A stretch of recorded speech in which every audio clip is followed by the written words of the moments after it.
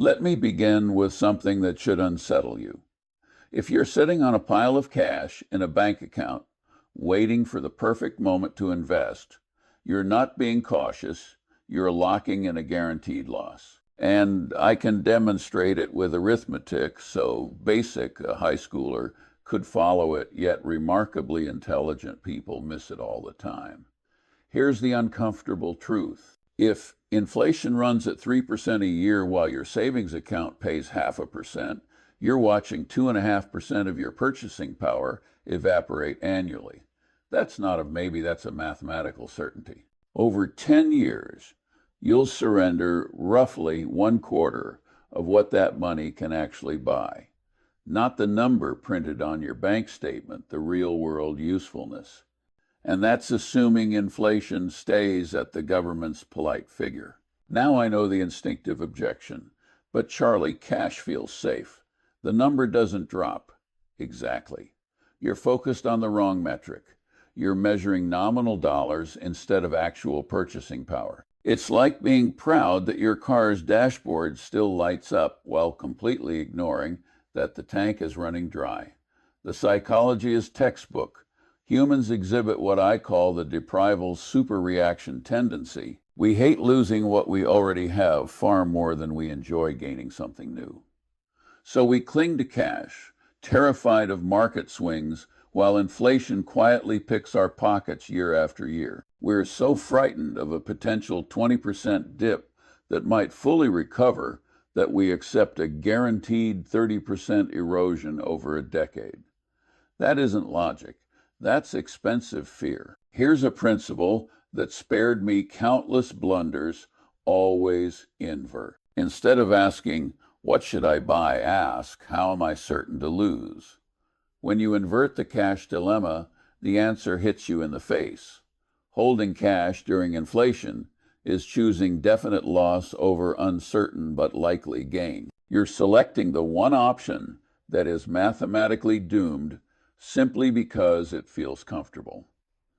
I learned this from physics, not finance. In physics, there's a notion called entropy, the natural drift from order to disorder, unless energy is added. Cash follows the same rule. Its purchasing power decays unless you deliberately counteract it. The second mental model is compound interest, except this time it's working against you. Einstein supposedly called compound interest the eighth wonder of the world, but he forgot to emphasize it can destroy as well as build. When inflation compounds at 3%, while your returns hover near zero, you're watching reverse compounding eat your wealth in slow motion. It's subtle enough that you barely notice it each year, but catastrophic over the long term. Here's what people routinely misunderstand. They confuse volatility with genuine risk. A portfolio might fall 15% in a rough year, true, but cash loses 3% in a perfectly normal year, and that loss is permanent. It never rebounds. Warren and I didn't build Berkshire by sitting on idle cash. We bought businesses, productive assets that generate earnings, raise prices, and adapt to inflation. When we acquired See's Candies in 1972 for $25 million, people thought we'd lost our minds. But See's had pricing power. It could raise prices as costs rose. Cash can't do that. Cash only shrinks. Meanwhile, real businesses grow and adjust. Let me outline 5 types of assets that are genuinely safer than cash safer in the only form that matters, preserving and expanding your actual purchasing power. And I'll walk you through the mental models behind each so you can think independently. First, productive enterprises, what most people call stocks, though I prefer to think of them as fractional ownership of real companies. Here's the crucial insight. A solid business with pricing power naturally keeps pace with inflation. Take Coca-Cola, a company Berkshire owns a large stake in. When inflation resurfaces, Coca-Cola doesn't stand still like a stagnant dollar bill. It raises prices. its earnings increase. The value of your share of the business rises alongside it.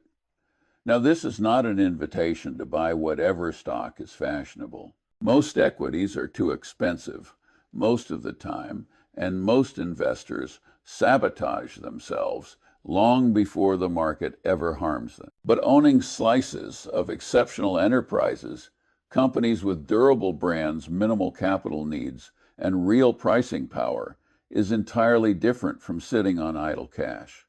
The arithmetic is not complicated. Across the past century, equities returned roughly 10% per year, while inflation averaged around 3%. That's a real gain of 7%. Cash, by contrast, has produced essentially zero real return, and often less than zero. But here's the part people routinely misunderstand about their circle of competence. If you don't grasp how businesses work, if you can't interpret a balance sheet, if you crumble and sell in a downturn, then stocks are not safer for you. You will turn them into a hazard through your own behavior. This is where most investment commentary fails. People issue blanket advice without considering the largest variable in the entire equation, your own temperament and knowledge. Know what you truly understand, and even more importantly, know what you absolutely do not.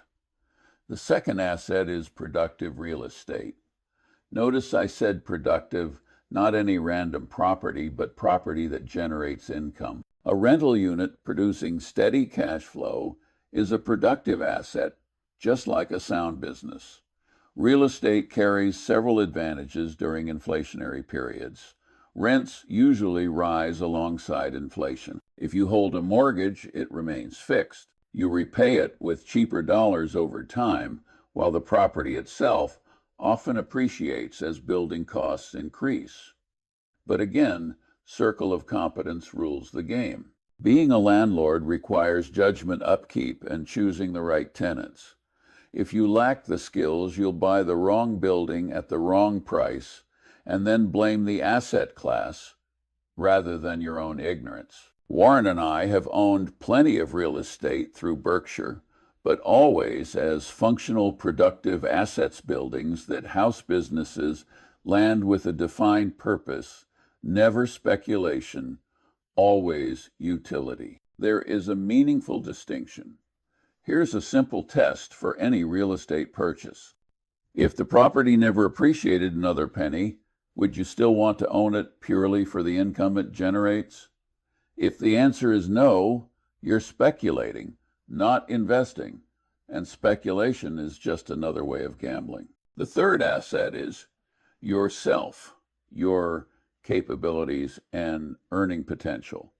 This is the one asset every person possesses, and it's astonishing how little people invest in it. Benjamin Franklin understood this well when he said that an investment in knowledge pays the best interest. Here's why it matters in a conversation about cash. If you have $50,000 sitting quietly in a bank account while you're early in your career, you might be making a massive miscalculation. That capital could fund education, specialized training, or the early stages of a business moves that could multiply your earning power tenfold. I've seen individuals obsess over protecting a modest savings pile while their skills rust and lose relevance. They cling to what they have and ignore the opportunity to become far more valuable. That's inverted logic. Your earning power is the present value of every dollar you'll make for the rest of your life. If you can raise that by 20% through better skills, you've generated more wealth than almost any investment could produce. And unlike markets, your abilities cannot be wiped out by a crash. But here's the key qualifier. Investing in yourself only works if you're honest about what skills actually matter. Learning some obscure hobby doesn't count. Develop abilities that create value for others are difficult to imitate and align with real economic demand. I spent my life learning widely law, mathematics, psychology, physics, business. not to collect credentials, but because solving tough problems requires multiple tools.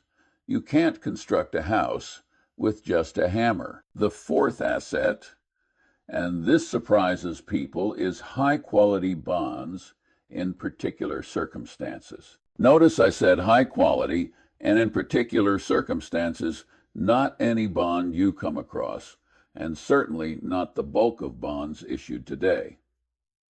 Here's the mental model. A bond is simply a promise to pay you money in the future. The question is, what will that money actually be worth when it arrives? If you buy a 30-year bond yielding 4% and inflation runs at 3%, you're barely ahead and your funds are locked away for 3 decades. But short-term bonds from reliable issuers can serve a role. They're not designed to make you wealthy. They exist to provide optionality to keep your powder dry for moments when real opportunities appear while still earning something better than idle cash. Warren often talks about holding cash and equivalents at Berkshire, but notice he never holds very much, only enough to meet obligations and pounce when genuine bargains show up. The bonds are a temporary parking spot, never the final destination. The error most people make is treating bonds as a sanctuary, when in reality they're merely a slightly less flexible version of cash. In a high inflation environment, bonds can be just as hazardous as cash, sometimes even worse, because they trap you. Here's the rule. If a bond's yield doesn't clearly outpace expected inflation, you're volunteering for a slow, steady erosion of purchasing power.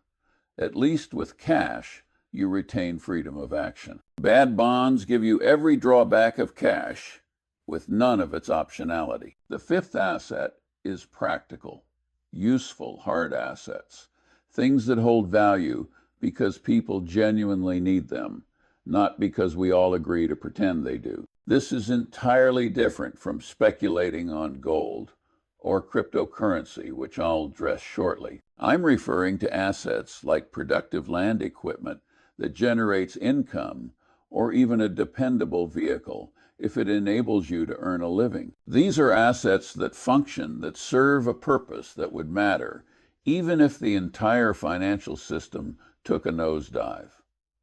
Now, let me clarify my stance on gold. Many people imagine gold is the perfect inflation shield, but gold simply sits there. It produces nothing.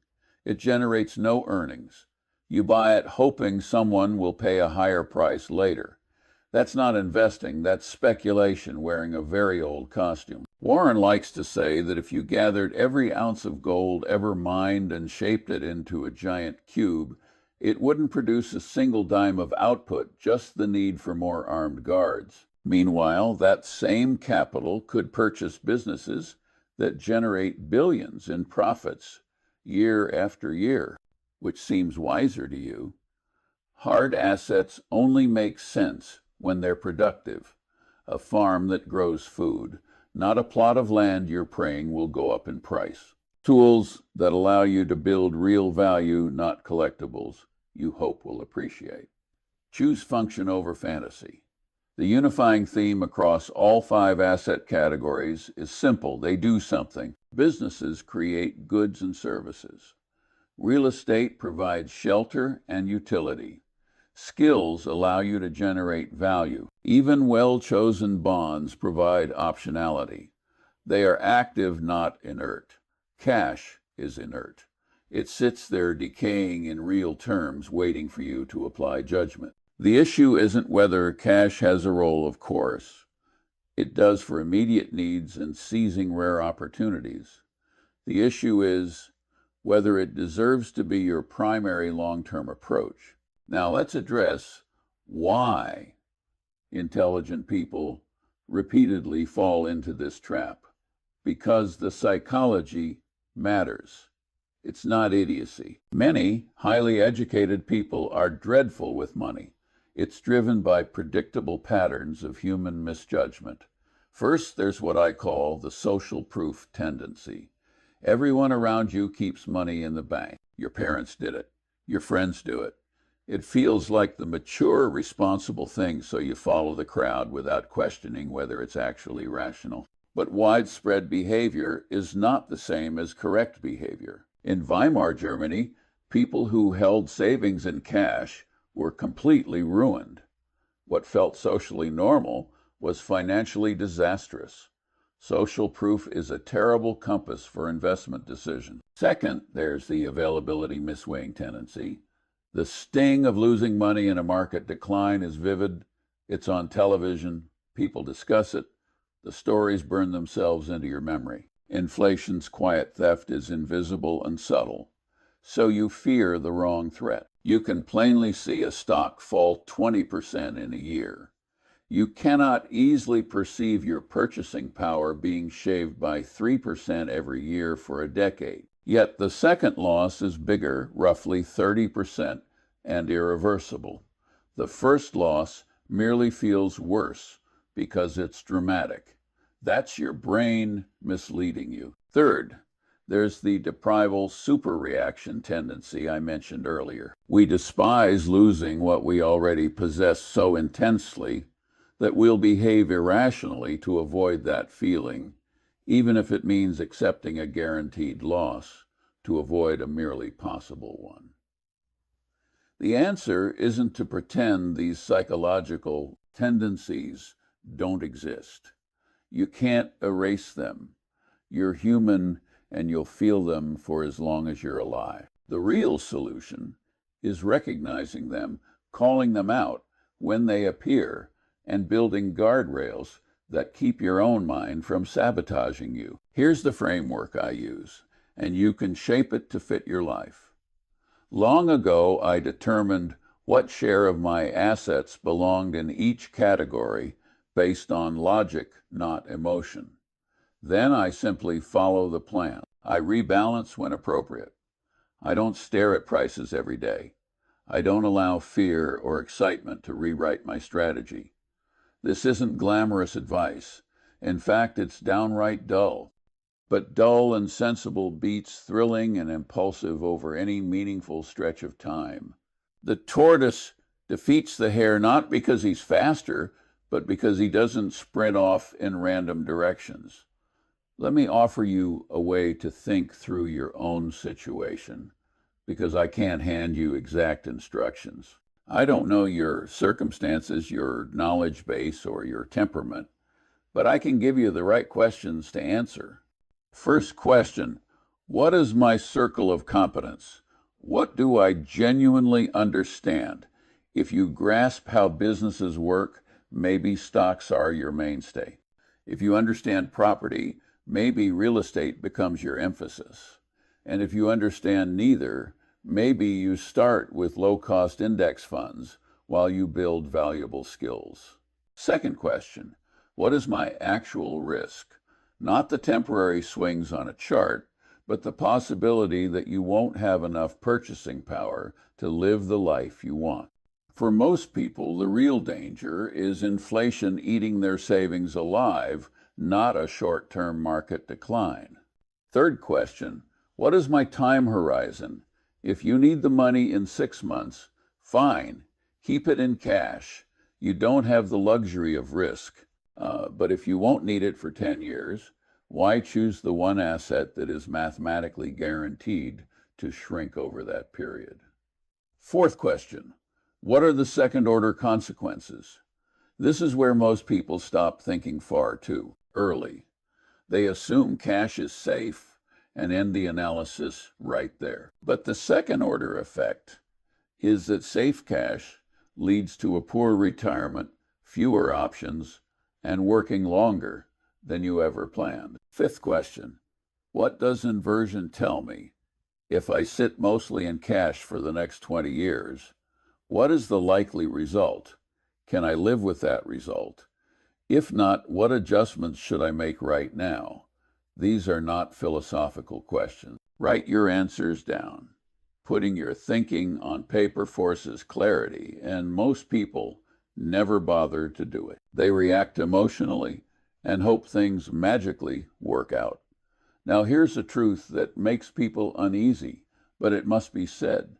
The reason most people stay poor isn't a lack of opportunity, it's a lack of rationality. They make emotional choices, copy the crowd, ignore basic arithmetic, and then wonder why their finances never improve. You can't think yourself rich with affirmations or wishful thinking, but you can think yourself out of poverty by avoiding foolish behavior, understanding compounding, and refusing to willingly lose purchasing power. Warren and I aren't wealthy because we're geniuses. We're wealthy because we're reasonable patient, and we avoid stupidity. We don't panic sell. We don't chase the new shiny thing. We don't confuse busyness with progress. We simply avoid being idiots consistently for many decades. The beauty of this method is that anyone can do it. You don't need extraordinary intelligence. You don't need secret information. You don't need luck. You just need rationality, self-honesty, and patience. That's all. Those three traits outperform brilliance nearly every time. Let me give you a real example from our own history. In the late 1990s, everyone was getting rich in technology stocks. The dot-com frenzy was raging. People labeled us relics for refusing to join the stampede. They mocked us for owning boring companies like See's Candies and insurance operations. Then the bubble burst. People lost fortunes almost overnight. But we didn't because we never played that game. We stayed within our circle of competence, paid sensible prices, and let the crowd chase excitement. Being rational and patient looked foolish right up until it looked genius. This pattern repeats endlessly. People get excited, chase returns, panic when the tide shifts and lose money. Meanwhile, the steady approach, buying productive assets at sane prices and holding them, just keeps working. It's not thrilling, but it works. Now let me tackle the obvious question people love to throw around. What about emergencies? Don't you need cash for unexpected problems? Of course you do. I'm not telling you to shove every dollar into the market and pray life behaves itself. That would be idiotic. The guideline is straightforward. Keep 3 to 6 months of living expenses in cash, or very liquid equivalents. That's your sleep at night reserve, the transmission failed, or the roof started leaking money. Keep it accessible. Keep it safe. Don't try to invest it. But, and this is the part most people get wrong, 3 to 6 months of expenses is not 3 to 6 years of income. If you earn $100,000 a year and spend $60,000, your emergency fund should be somewhere around $15,000 to $30,000, not $300,000. Numbers matter. I routinely see people sitting on $200,000 in a savings account for so-called emergencies when they only spend $40,000 a year. That isn't prudence. That's financial malpractice. You're leaving 5 years of expenses idle decaying at roughly 3% a year when you only need half a year in reserve. Everything beyond that should be working in productive businesses, in assets that grow, in skills that increase your earning power, in anything that protects and expands real purchasing power. That's not reckless. That's responsible. And here's another truth people dislike hearing. The financial industry frequently gives awful advice because their incentives diverge from yours. They profit from complexity, from churn, from fees, from keeping you nervous and dependent. They do not profit when you are calm, rational, and patient. So they package confusing products, insist you need constant guidance, hint that sitting still with great businesses for decades is somehow naive. It's nonsense, but it's lucrative nonsense. The incentive to mislead is enormous. If an advisor tells you to buy a low-cost index fund and hold it for 30 years, you stop needing them. But if they tell you markets are treacherous and you need their expertise to survive, now you're paying them forever. I'm not claiming every advisor is bad. Some are exceptional, but you must understand the incentives behind their recommendations. Are they paid for honest guidance, or do they earn commissions by pushing products? That distinction is massive. The best financial advice I can offer costs nothing. Spend less than you earn. Put the surplus into productive assets you actually understand. Be patient. Avoid stupidity. That's the entire formula. Everything else is minor tuning around those core rules. But people hate that answer. They want a secret shortcut. They want some magical strategy. They want to believe there's a clever loophole that makes them rich without discipline or time. There isn't. I'm sorry, but there simply isn't. The truth, which isn't really a secret, is that time and rationality beat cleverness and activity. The person who buys outstanding companies at sensible prices and holds them for 40 years will outperform the trader who jumps in and out, chases fads, and pays endless fees. History confirms this again and again. Let me give you one more mental model that ties everything together: opportunity cost. Every dollar you keep sitting in cash earning 0.5% is a dollar not earning 7 or 10% in productive assets. That gap compounds into enormous lost wealth. If you leave $100,000 in cash for 30 years at 0.5%, you'll end up with around $116,000. But after adjusting for 3% inflation, that's only about $48,000 of real buying power. You've effectively thrown away more than half your wealth in the name of safety. Now imagine that same 100,000 invested in a basic S&P 500 index fund, earning roughly 10% a year. After 30 years, you'd have about $1.7 million. Adjusted for inflation, that's roughly $700,000 of real purchasing power. That's the cost of choosing comfort over mathematics. The gap between holding cash and actually investing is the gap between scarcity and security in old age. I'm not exaggerating. This isn't theory. This is exactly what a century of hard data keeps confirming. The arithmetic doesn't lie, and still people fall into the same trap because it feels safe in the short term. This is what I mean when I talk about avoiding stupidity. You don't need to be brilliant to understand that sacrificing half your purchasing power is far worse than enduring some temporary market turbulence. You just need to look at the math instead of letting emotions make the decisions for you. Now, I know what some of you are thinking, but Charlie, what if I invest right before everything collapses? What if I buy equities and they fall 40% the following year? Fair question. Let's deal with it head on. First, yes, if you invest a big lump sum and the market drops immediately, it hurts. No denying that. But look at the long record. If you stay invested for 10 years, the market has never failed to recover to new highs. If you stay invested for 20 years, you've always made money. Not occasionally always. Second, you're not required to go all in at once. Dollar cost averaging, investing a fixed amount on a regular schedule, removes the timing issue entirely. Sometimes you buy at a peak, sometimes at a trough, and it smooths out.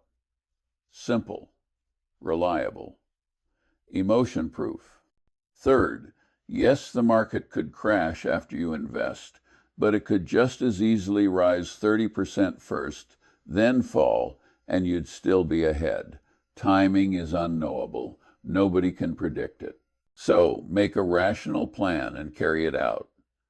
The alternative, sitting on cash waiting for the perfect moment, is choosing a guaranteed loss to avoid a possible one. You're letting 3% a year evaporate to inflation while waiting for a disaster that might never arrive, might be milder than you imagine, or might recover faster than you can react. Here's a rule I've followed my entire life. When outcomes can't be predicted, Focus on the process. You cannot control next year's market direction, but you can control your behavior, whether you act rationally, whether you stay diversified, whether you stay inside your circle of competence.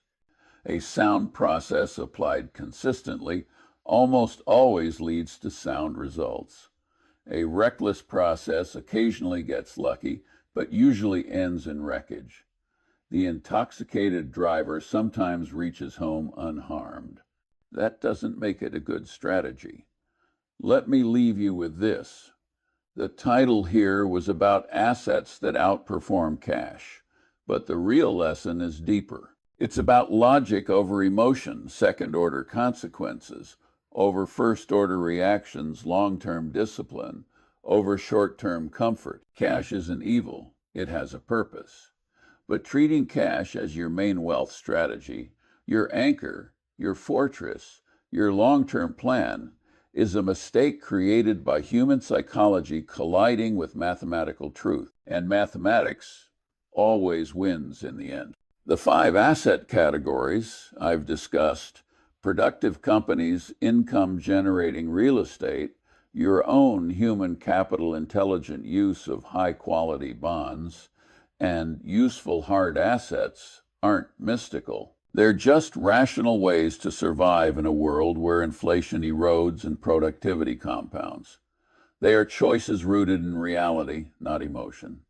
Your task isn't to memorize my words and copy them blindly. Your task is to think, understand the principles, adapt them to your life, know your circle of competence, recognize your psychological weaknesses, and build habits that protect you from them. If you remember nothing else, remember this. Invert the question. Don't ask, how do I get rich? Ask instead, how do I avoid staying poor?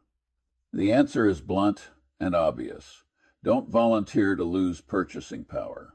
Don't confuse surface numbers with true value. Don't let fear quietly drain your future. I am 99 years old as I say this, and I've spent nearly a century watching people make the same predictable financial mistakes. Avoid those mistakes, and you'll already be far ahead of most. The same financial blunders repeat themselves generation after generation, not because people are fools, but because they're human.